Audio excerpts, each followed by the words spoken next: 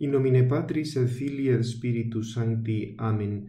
Ave Maria, gratia plena, Dominus tecum, benedicta tu in mulieribus et benedictus fructus ventris tui, Iesus.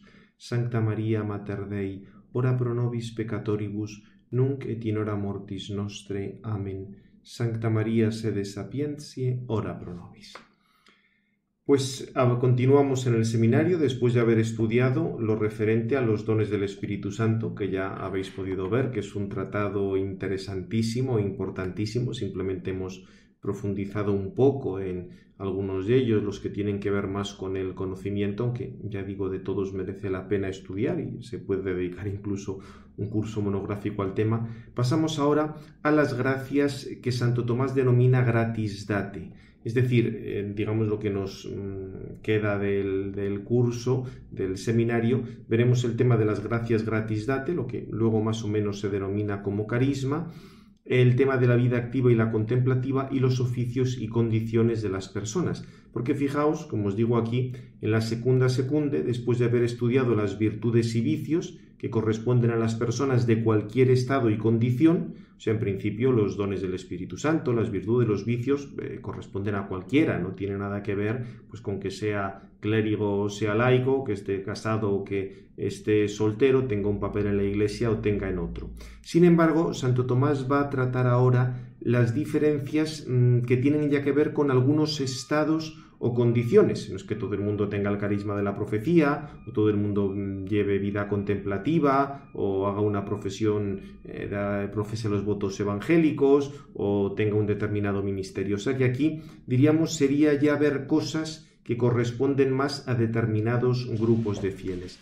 Y vamos a comenzar con las gracias gratis date, y en concreto con la de la profecía, porque conviene tener bastante claro la cuestión de la profecía. Es importantísima para muchas cosas de teología. De hecho, gran parte de lo que hoy se conoce como el Tratado de Inspiración Bíblica, se pueden sacar elementos de lo que dice Santo Tomás en torno a la profecía, y en general para precisar conceptos conviene mucho, sobre todo cuando surgen a veces como setas profetas o gente que pretende ser profeta, precisar un poco lo que entiende Santo Tomás por todo esto. Lo que pasa es que fijaos que esto se sitúa dentro del tema de las gracias gratis date. De esto ya habíamos hablado algo cuando explicábamos en Santo Tomás la distinción que hay al hablar de la gracia. Es decir, cuando se habla de los distintos tipos de gracia, la división de la gracia, estas divisiones que podían darse en la cuestión 111 de la prima secunde, vamos a recordarlo porque ahí nos explica Santo Tomás una serie de cosas acerca de las gracias gratis date que, ya digo, hay que recordarlas con un poco de fuerza antes de hablar de algunas de estas gracias gratis date y en concreto de la profecía. Por eso vamos brevísimamente al texto de la suma. En la cuestión 111 recuerda Santo Tomás la distinción que hay entre los diversos tipos de gracia. Y lo primero que comienza diciendo es si, el artículo primero, si es buena la división en gracia que nos hace gratos, la gracia santificante, y la gracia gratis data, porque aquí Santo Tomás lo precisa, digamos, lo precisa muy bien. Dejando aparte la cuestión de autoridad, vamos directamente a la solución. Según dice el apóstol en Romanos 13:1, las cosas que proceden de Dios son ordenadas, pero este orden de las cosas consiste en que unas son conducidas a Dios mediante otras, como precisa Dionisio en el de Celeste Jerarquía. Decía así, pues, como la gracia tiene por objeto conducir los hombres a Dios, ha de hacerse de acuerdo con ese orden, de modo que unos sean conducidos a Dios mediante otros. En consecuencia, hay que distinguir dos suertes de gracia. Aquella por la que el hombre se une a Dios, que es la que nos hace gratos, la gracia santificante, con la fe, la esperanza y caridad, las virtudes, los dones del Espíritu Santo, y aquella merced a la cual un hombre coopera con otro para que se convierta a Dios. Es decir, aquello que con lo cual tú ayudas a otro para que se convierta a Dios. Esta segunda es la que se dice gratis data, porque sobrepasa la capacidad natural y los méritos personales de quien la recibe, y como no se da para la justificación del propio depositario, sino más bien para que éste coopere a la justificación de otro, por eso no recibe el nombre de gracia que hace grato, porque no está orientado a que uno crezca en caridad, crezca en virtud, sino que ayude a otro. Pone aquí la cita de Corintios, que acordaos que en la carta a los Corintios, el capítulo 12, como ya había tal berenjenal de carismas y sobre todo pseudocarismas en la comunidad de Corinto, San Pablo tuvo que poner un poquitín de orden en las cosas y por eso en este punto Santo Tomás va a citar mucho ese capítulo 12 de Corintios.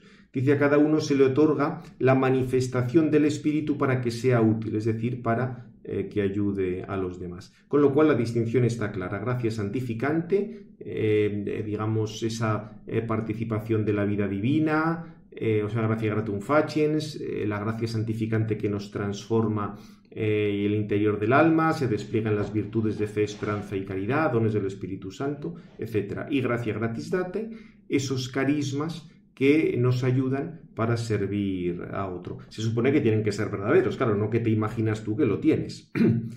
Bien, no entramos en la respuesta a las objeciones. Fijaos que luego sigue Santo Tomás, porque este no es un artículo sobre la gracia gratis data, es un artículo es una cuestión sobre la división de la gracia. Entonces, la primera es la distinción de la gracia gratis data y la gracia gratum faciens. Y luego, muy interesante, vamos a ver los artículos 4 y 5, porque ahí habla de la división de la gracia gratis data y la comparación entre la gracia gratis data y la gracia gratum faciens, lo que sería la gracia que nos santifica.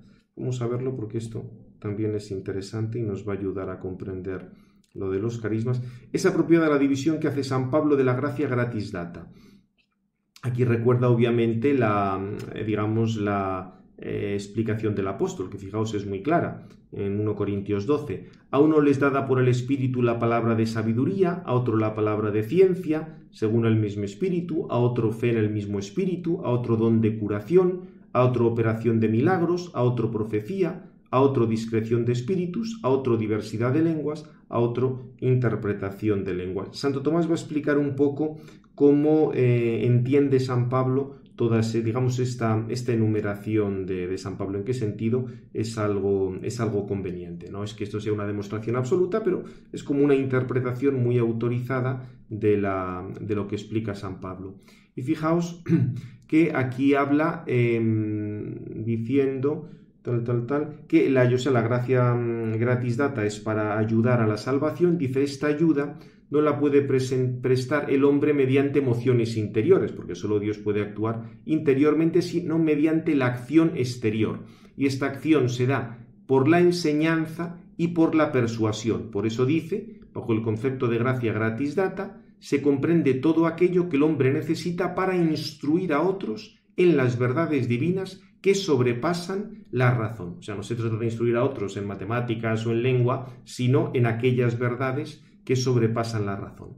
Y por esto dice, hacen falta 3 condiciones. Primero, conocerlas, claro, porque si no las conoces difícilmente las vas a enseñar. Segunda, confirmar o probar lo que estás diciendo, para que tu enseñanza sea más eficaz. Y tercera, la capacidad de expresarlo adecuadamente. Y a partir de esta división tripartita, Santo Tomás va a ir colocando las distintas afirmaciones de San Pablo. Dice: para lo primero se requieren 3, lo primero, o sea, lo de el conocimiento adecuado de las verdades divinas, se requieren a su vez 3 cualidades, igual que para el magisterio humano. Para quien ha de instruir a otro en una ciencia, ante todo debe tener plena certeza de los principios de esa ciencia. Y ahí es donde entiende que el apóstol hable de fe. O sea, se trata de esa certeza especialmente fuerte en esos principios. En segundo lugar, a partir de eso, sacar las conclusiones correctas. Y eso sería el hablar por sabiduría. Tener ese conocimiento de las cosas divinas. Y por otra parte, tener muchos ejemplos y el conocimiento de los efectos para explicar las causas. Y eso sería el tema del hablar con ciencia.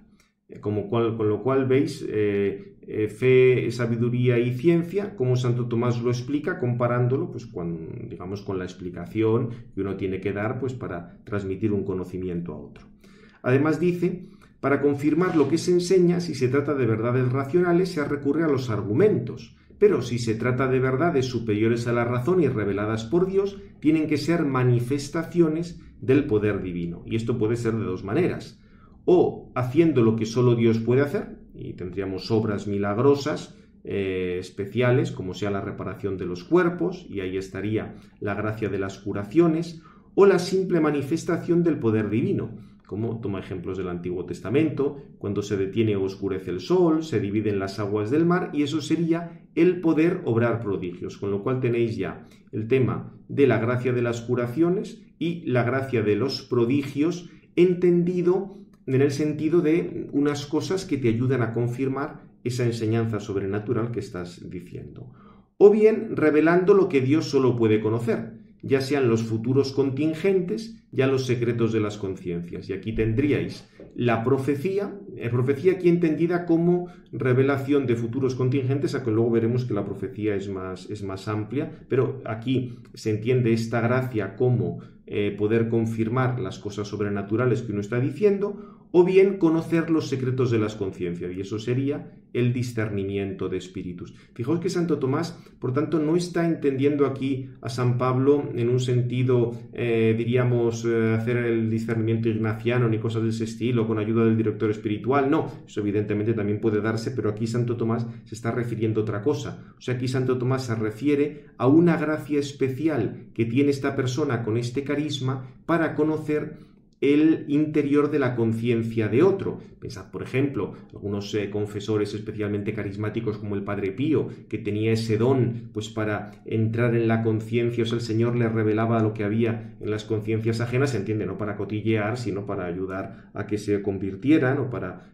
moverles en el bien, pero no es, por tanto, el discernimiento de espíritus un proceso que hay que hacer así con pasos, que a algunos encanta lo de ir poniendo pasos, casi como una cosa, diríamos, de teoría de la computación cutre para poder escrutar conciencias. No, aquí es una gracia carismática del estilo de la profecía, que aquí de nuevo profecía, repito, es futuros contingentes, no cantarle las 40 a otro, eso ya veremos, digamos, eso es un sentido más amplio de profecía. O sea que, por tanto, veis el sentido que tiene, cómo entiende Santo Tomás estos carismas, y luego el tema de la facultad de expresarse requiere hablar un idioma que pueda ser entendido. Por eso está el tema del don de lenguas y aclarar el sentido de lo que se dice, la interpretación de lenguas. Acordaos que el tema del don de lenguas en San Pablo tiene varios sentidos, o hablar en lenguas. A veces era tener ese don milagroso que han tenido algunos santos para hablar en una lengua que no era la propia, algunos predicadores como San Vicente Ferrer, algunos de estos, digamos, es un caso también bastante extraño.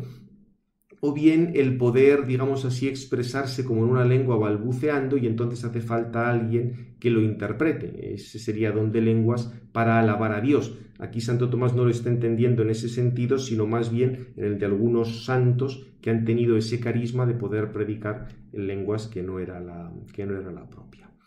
Bien, digamos, esto sería como una división muy general de las gracias gratis date, pero ya por último, antes de que pasemos a la profecía, este artículo quinto de la cuestión 111, siempre en la prima secunde, es importantísima porque se pregunta: ¿la gracia gratis data es superior en dignidad a la gracia santificante?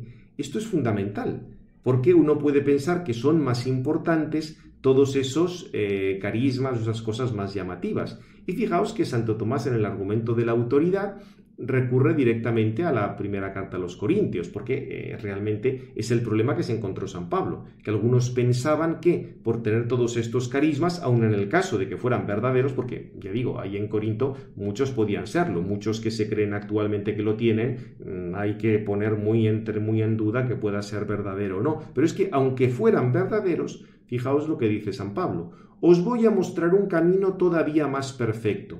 Y comienza a hablar de la caridad, que pertenece a la gracia que nos hace gratos. Luego, esta es una gracia más excelente que la gracia gratis date. Es decir, la caridad, unida a la fe, a la esperanza, a la gracia santificante, es más excelente que esos carismas. Por supuesto que los carismas pueden tener una utilidad, como ahora va a reconocer Santo Tomás, pero no hay que confundir la velocidad con el tocino y no decir que es más importante lo que no lo es.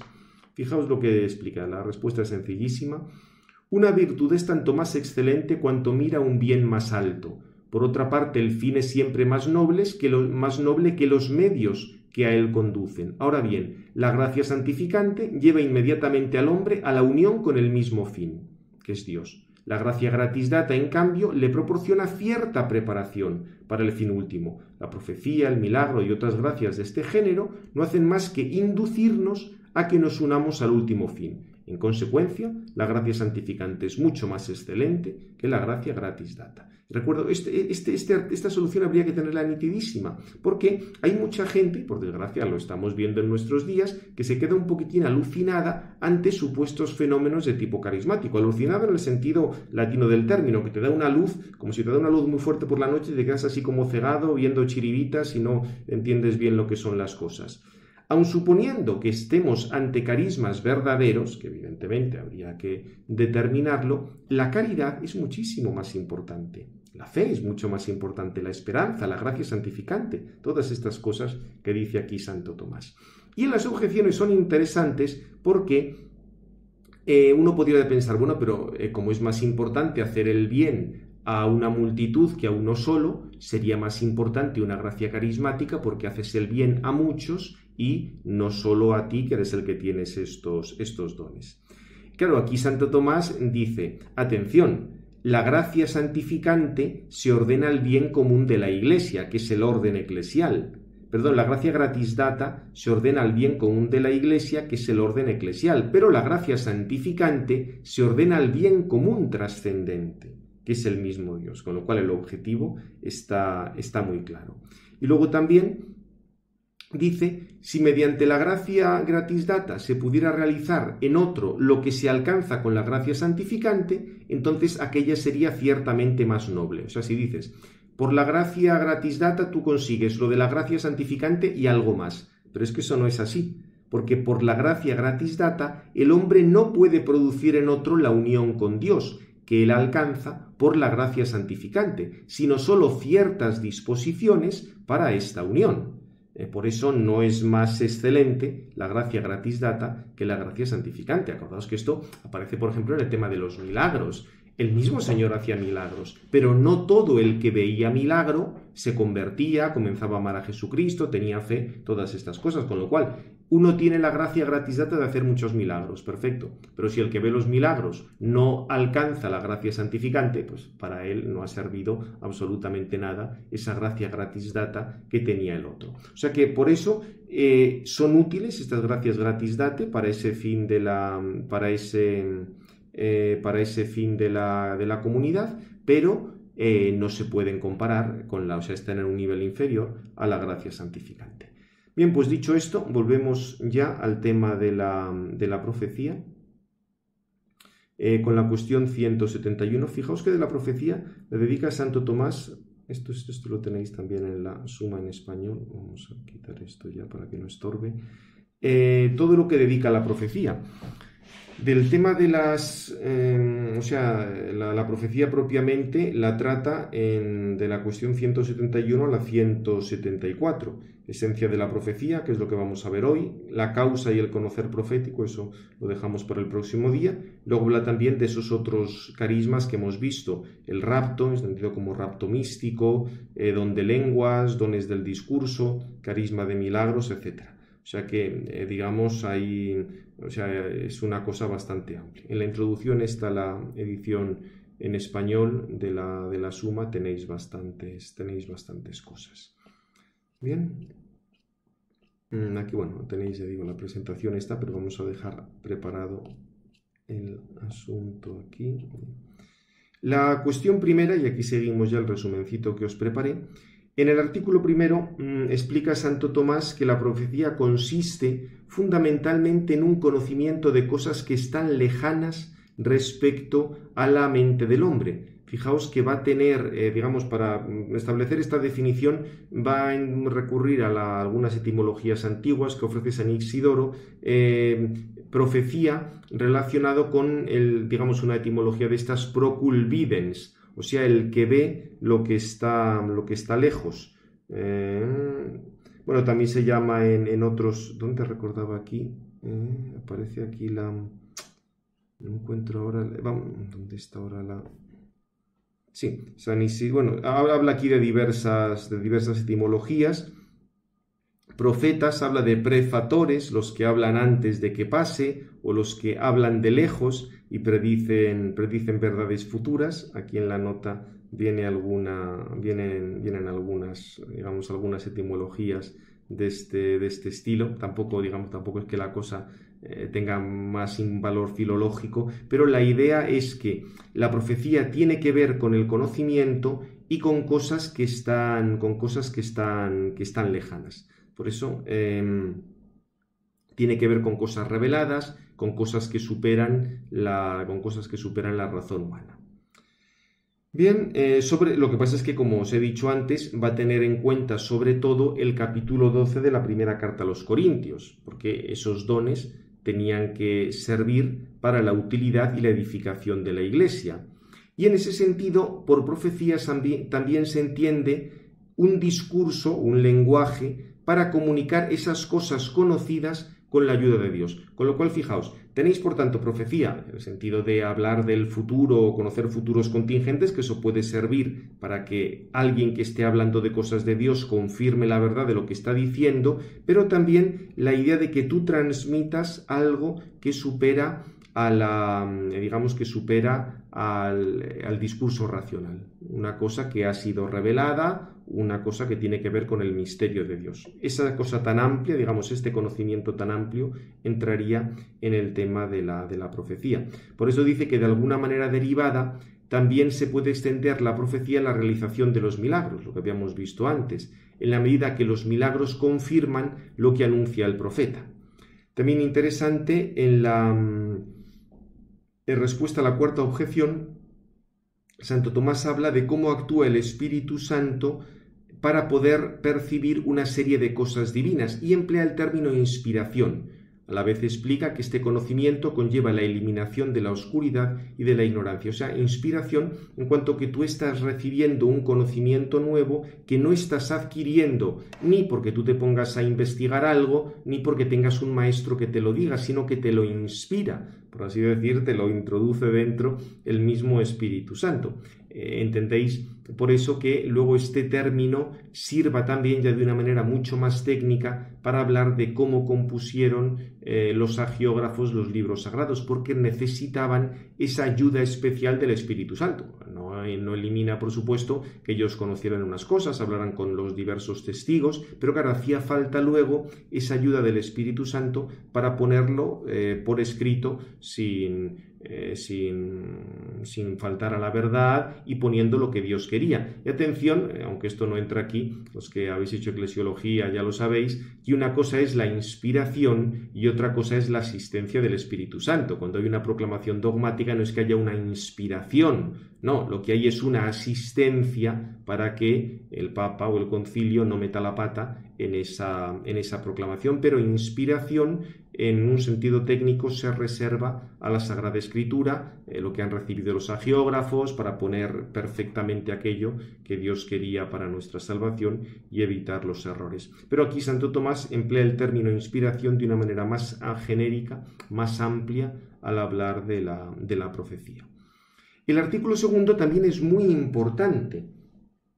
O sea, porque el primero lo que nos ha dicho que la profecía tiene que ver con el conocimiento. Diríamos que esto más o menos era una cosa que podíamos esperar. Es bastante lógico. Pero el artículo segundo se va a preguntar si la profecía es un hábito o no.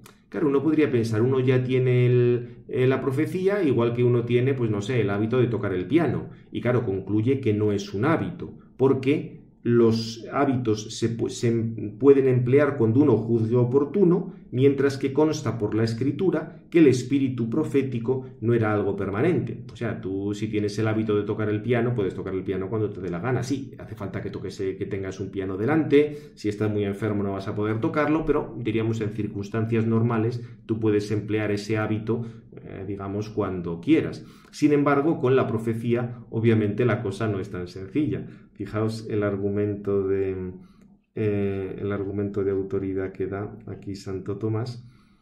Dice, es bastante amplio porque dice, está el hecho de que el hábito es algo con lo que uno obra cuando quiere. como dice el comentarista en el tercero de Ánima. Pero hay quien no puede hacer uso de la profecía cuando quiere, como se nos cuenta en el segundo libro de los Reyes de Eliseo.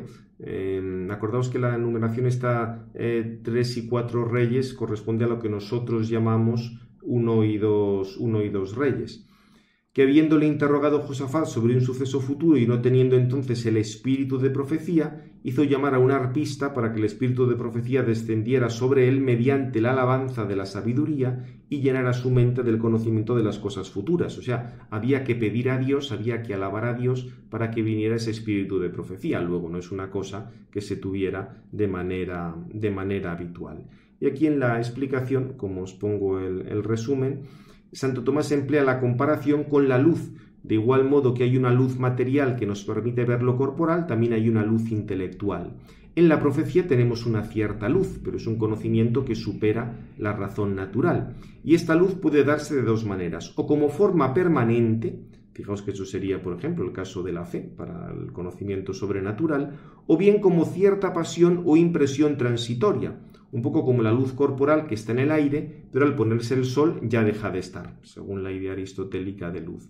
Santo Tomás explica que si la luz profética estuviera siempre en el entendimiento del profeta, siempre podría profetizar, y eso no está en la Sagrada Escritura. De hecho, cuando la luz intelectual está de manera permanente, perfecciona el entendimiento, para conocer el principio de aquellas cosas que se manifiestan por esa luz, igual que por la luz del entendimiento conocemos de manera habitual los primeros principios de todas las cosas. El principio de lo que se refiere al conocimiento sobrenatural, que se manifiesta mediante la profecía, es el mismo Dios, pero no es por supuesto que los profetas estén viendo a Dios por esencia, eso corresponde a los bienaventurados, donde los bienaventurados sí que tienen como hábito el Lumen Gloriae. Por eso los bienaventurados ven a Dios continuamente. En el caso de los profetas es una cierta impresión no permanente, algo transitoria.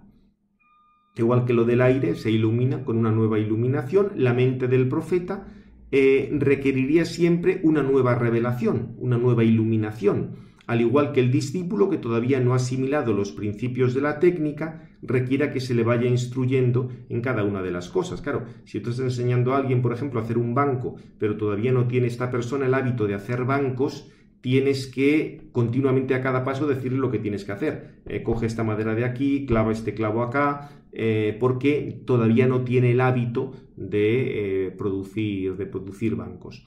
Con la profecía pues sucede algo parecido. No se tiene como hábito, sino que requiere esas revelaciones, esas inspiraciones, esas intervenciones de Dios.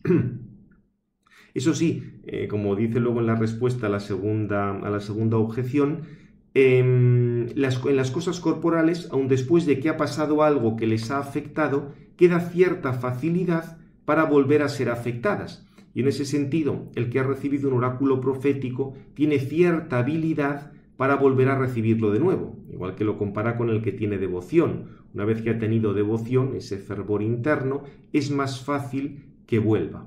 Por eso se puede denominar profeta de manera permanente a una persona que, digamos, tiende a poseer estas iluminaciones, pero no es que tenga el hábito de la profecía. Esto es muy importante, lo recordó por otra parte la Congregación de la Fe cuando hicieron aquel decreto sobre el tema de cómo organizar adecuadamente las oraciones de sanación frente a cosas que estaba haciendo un obispo bastante peculiar, milingo, que luego se pasó a la secta Moon, se casó, en fin, la cosa fue entretenidísima. Para reality shows hubo de todo. Esto organizaba auténticos espectáculos de oraciones de sanación que algunos programas de la televisión italiana se volvían locos por transmitirlos en directo, y la Congregación de la Fe hizo un decreto genérico para poner orden en aquellos circos mediático-espirituales. Y se recordó en el decreto que en general los carismas no daban lugar a un estado permanente en la Iglesia por esto, porque no es que tú tengas un hábito de profecía o un hábito de curaciones. Son, digamos, intervenciones divinas que pueden darse, pueden no darse. Es cierto que la persona que lo ha tenido, como observa Santo Tomás, es normal que lo vuelva a tener, pero no porque posea ese hábito de una manera de una manera permanente. Repito que las consecuencias de esto para la eclesiología son muy importantes porque de esta manera todo el tema de una persona que posee estos carismas, sí, es cierto que Dios, pues por un designio suyo, se los comunica a determinada persona, pero no es una cosa que tengan a modo de hábito, que puedan ejercitar cuando les da la gana, no, es simplemente un regalo de Dios que para el bien común actúa en determinadas ocasiones. Bien, por otra parte tenéis luego el artículo 3 que nos habla de cuál es la extensión del conocimiento profético, porque podría parecer que el conocimiento profético son sobre todo los futuros contingentes, o sea, aquellas cosas que podrían pasar o no podrían pasar, que no dependen de una serie de causas necesarias. Sin embargo, esta no es la solución. Hay que decir que la profecía es más amplia. Porque, como explica aquí Santo Tomás, hay diversas cosas que se contienen en la Escritura y que se refieren a realidades espirituales, realidades morales y también eventos futuros. O sea, no son simplemente la predicción de futuros contingentes, son muchas más cosas. Fijaos, por ejemplo, el argumento que da de autoridad, citando al comentario de San Gregorio Magno a Ezequiel: unas profecías se ocupan de lo futuro, como lo que aparece en Isaías 7:14, otras del pasado, como lo que dice Génesis 1, en el principio creó Dios el cielo y la tierra, otros de presente, como lo que dice 1 Corintios 14, si profetizando todos entrare algún fiel o no iniciado, se sentirá arguido por todos, juzgado por todos. O sea que aquí recuerda que la profecía no es simplemente de futuros contingentes. Santo Tomás va a poner un poco de orden en la explicación del cuerpo del artículo, como os explico aquí. En realidad dice que la profecía se ocupa de cosas que están lejos de nuestro conocimiento. Acordaos siempre ese carácter de cosas divinas, de cosas que superan nuestra razón. Y esta lejanía puede darse de muchas maneras, o bien porque está lejos del conocimiento sensible, o porque está lejos del conocimiento intelectual. O sea, profecía, como veis, es algo que tiene que ver con conocer cosas que nos superan, cosas que son lejanas, cosas que están más allá de nuestro poder. Dice así: algunos profetas podían conocer acontecimientos que sucedían lejos de ellos o los pensamientos del corazón humano, que también podían manifestarse en la profecía. Es lo que os comenté antes, que Santo Tomás en ese artículo, el que vimos de la cuestión 111, entendía la discreción de espíritus como ese conocimiento de los secretos del corazón. Pero, dice, hay un grado más elevado, el de aquellas cosas que exceden completamente el conocimiento de todos los hombres, debido a los límites del conocimiento humano, como puede ser el misterio de la Trinidad. Fijaos que esto es muy importante porque a veces se puede dar más importancia como a lo maravilloso, pues saber lo que está haciendo otra persona a una distancia enorme, que tú no estás presente, ni te lo ha comunicado nadie y lo sabes, o conocer lo que hay en el pensamiento de una persona. Sí, eso, digamos, no supera, pero es muchísimo más importante conocer el misterio de la Trinidad.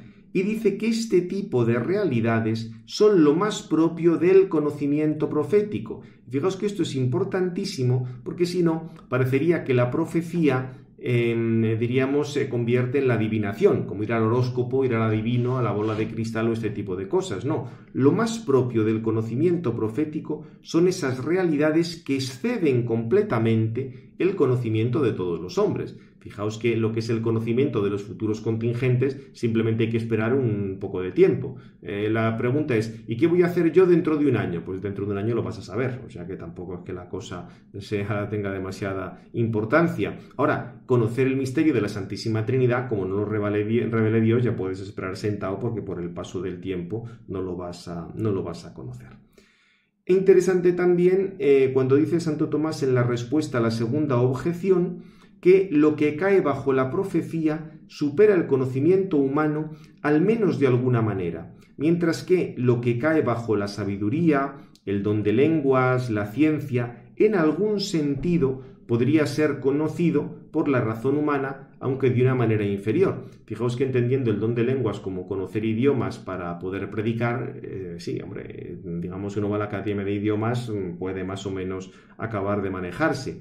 Con la sabiduría, lo que ya habíamos visto, existe una sabiduría infundida por Dios, que es un don del Espíritu Santo. Existe, por otra parte, una sabiduría que es para la predicación, como carisma, pero también existe una sabiduría que tú puedes adquirir con el estudio. O sea que, como veis, estos otros aspectos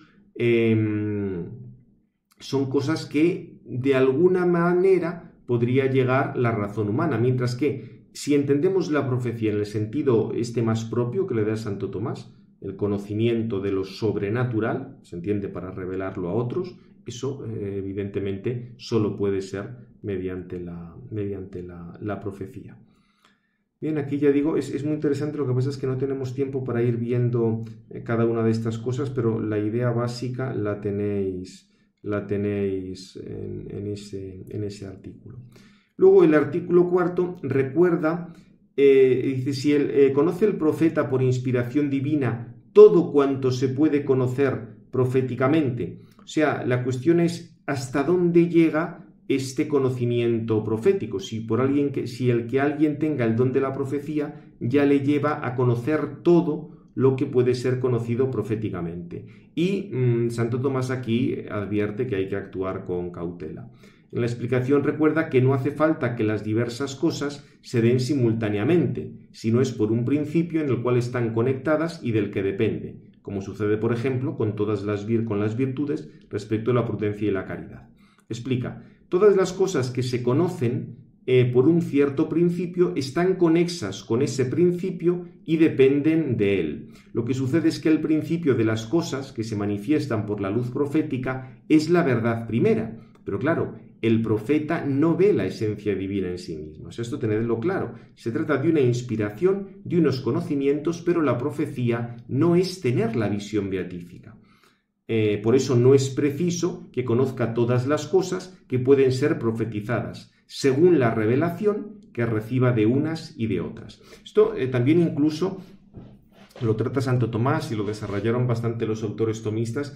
Incluso los bienaventurados en el cielo no tienen por qué conocer absolutamente todas las cosas que haya hecho Dios o que vaya a hacer Dios. Tienen lo más importante, que es el estar contemplando a Dios cara a cara, pero dentro de eso aún les puede manifestar más unas cosas que otras. Con lo cual, si eso se da ya en el conocimiento de la visión de la esencia divina, muchísimo más en el caso de la profecía, en el cual no están viendo la esencia divina. O sea, son una serie de inspiraciones para conocer determinadas cosas. Porque además, repito, es que si no la profecía se convertiría algo así como en un conjunto de cotilleo permanente, o sea, saber lo que hacen todos en todo momento en relación con la revelación.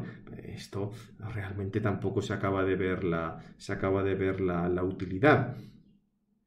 Y por otra parte, también, de nuevo, para comparar la profecía con otra serie de carismas o mejor, con la gracia santificante o con dones que son sobrenaturales porque nos hacen gratos a Dios, recuerda que esta limitación que tiene la profecía es el motivo por el cual, según la enseñanza del capítulo 13 de la Carta a los Corintios, en el cielo ya no habrá profecía, porque tendremos el conocimiento perfecto de la visión. Ya no será necesario recibir unas palabras acerca de Dios, otra cosa, sino que veremos a Dios tal cual es.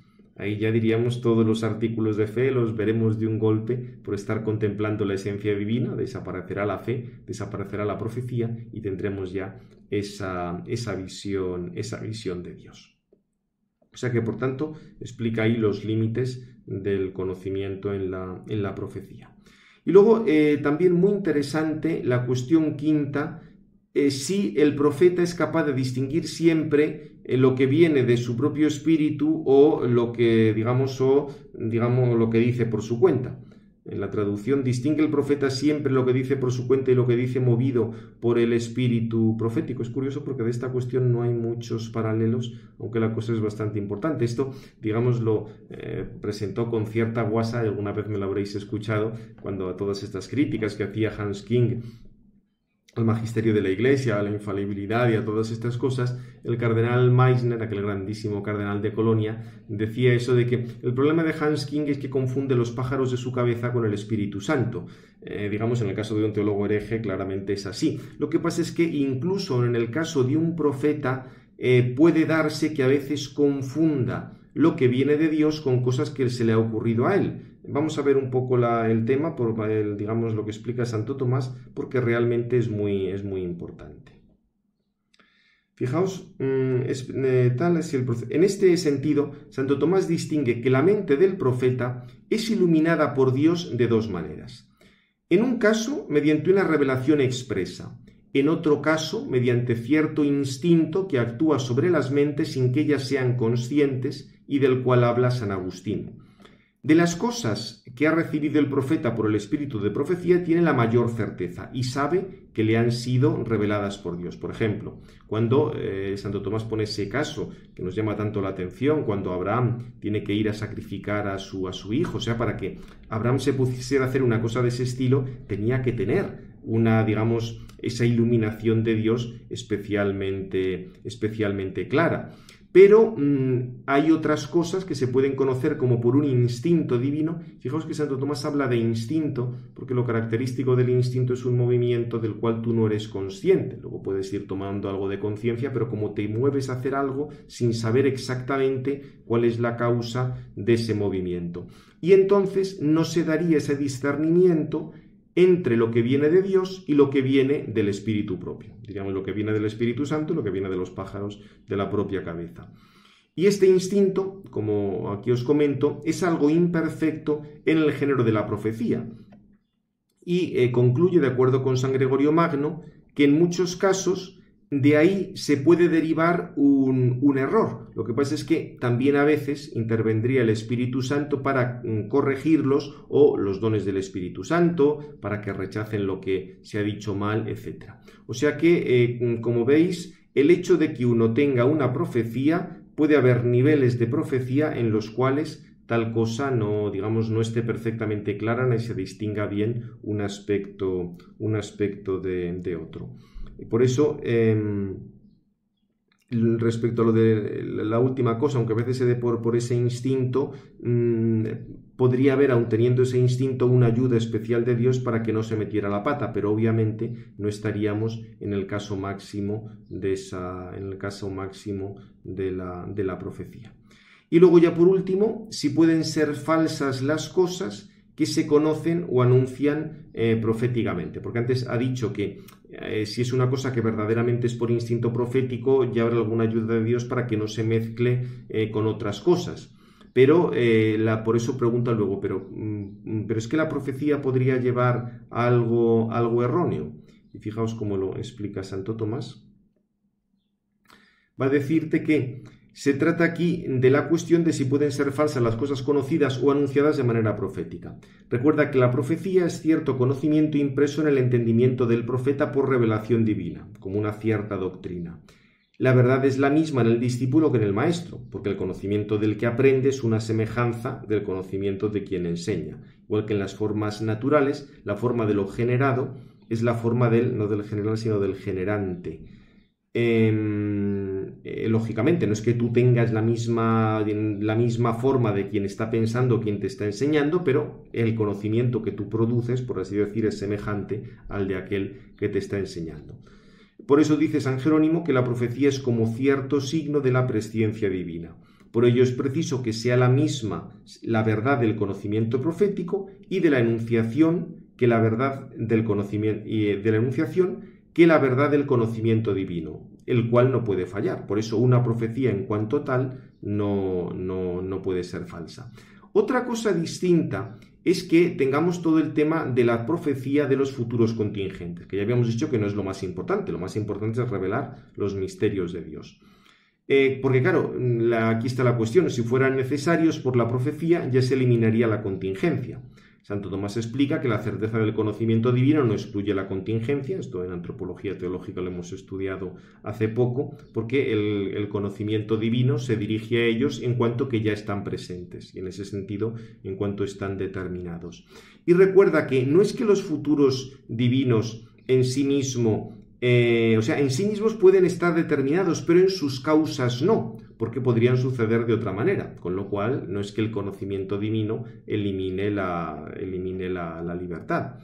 Y aunque este doble conocimiento siempre está unido en el entendimiento divino, no siempre está unido en la revelación profética. Por eso dice, a veces la revelación profética es una semejanza impresa del conocimiento divino sobre los futuros contingentes en sí mismos y de esa manera se cumplen, pero a veces la revelación profética es una semejanza impresa de la presciencia divina en cuanto que conoce el orden de las causas a sus efectos, y entonces a veces sucede de manera distinta de lo que ha profetizado. Por ejemplo, sabe el tema del castigo de Nínive y de los ninivitas. Si se convertían, obviamente, y no iba a haber castigo, mientras que si seguían pecando, obviamente les llegaría una advertencia, un castigo o la justicia divina, como lo queráis llamar, por no hacer problema de unas palabras y de otras. O sea que en ese caso el profeta conocía el orden de las causas a los efectos. O sea, no se le había revelado cuál iba a ser el resultado de lo que iba a pasar, pero sí se le había revelado el orden de las causas a los efectos, con lo cual si Nínive no se convierte, será destruida, pero como se convirtió, no fue destruida. Como veis, hay esos dos tipos de revelación y la sutileza de Santo Tomás para explicarlo. No es que la profecía fuera falsa, sino que la disposición de las causas inferiores, ya fueran humanas o naturales, tenía tal efecto. Y por eso, ya digo, os pongo aquí el caso de la profecía de Jonás sobre Nínive. Bien, pues lo dejamos ahora aquí. El próximo día tendremos más, seguiremos profundizando en el tema de la profecía, pero como veis es otra de estas cuestiones realmente interesantes. Gloria al Padre, al Hijo y al Espíritu Santo, como era en el principio, ahora y siempre, por los siglos de los siglos. Amén. Sagrado Corazón de Jesús, en vos confío.